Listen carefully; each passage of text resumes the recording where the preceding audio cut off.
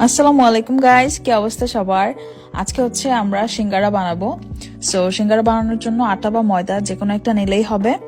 So আটা নেওয়ার পর বা ময়দা নেওয়ার পর সেটার মধ্যে কালো জিরা অ্যাড করেছি, আর এখন দিয়ে দিচ্ছি লবণ।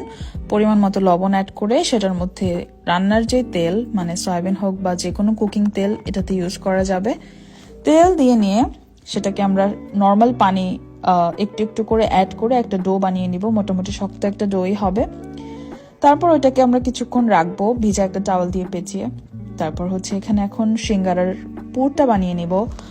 সেই জন্য আমরা হচ্ছে গরম তেলের মধ্যে পেঁয়াজ দিয়ে কিছুক্ষণ নাড়াচাড়া করে নিচ্ছি যাতে পেঁয়াজটা ব্রাউন হয়ে আসে।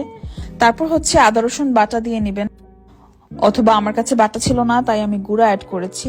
তারপর হচ্ছে ধনিয়া গুঁড়া, তারপর হচ্ছে রেড চিলি পাউডার, এগুলো আর কি যা যা আছে, হালকা একটু হলুদ ফাঁকি দিয়ে সবকিছু আর কি একসাথে যা যা মশলা আছে সবকিছু দিয়ে নিবেন।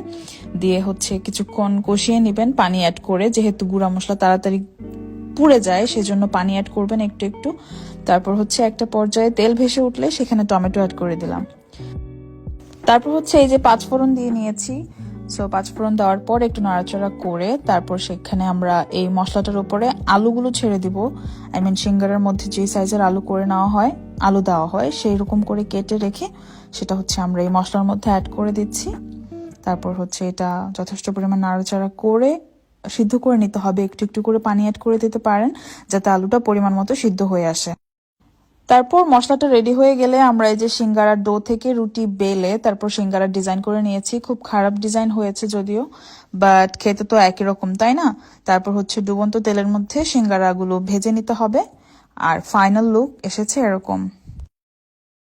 সো তৈরি হয়ে গেছে সিঙ্গারা, অ্যান্ড খেতেও মাসাল্লাহ দোকানের মতোই লেগেছে। তাই খুব একটা বেশি সময় যে লাগে তা না। অনেকে আবার অনেক সকাল সকাল উঠে ডো রেডি করে সেটা সন্ধ্যাবেলা রেডি করে, কিন্তু না করলেও হয়, ইনস্ট্যান্টও করে নিতে পারেন। সো তারপর কাঁচামরিচ আর কাঁচা পেঁয়াজ দিয়ে সিঙ্গারা খাওয়ার পালা। সো ভালো থাকবেন সবাই, আল্লাহ হাফেজ।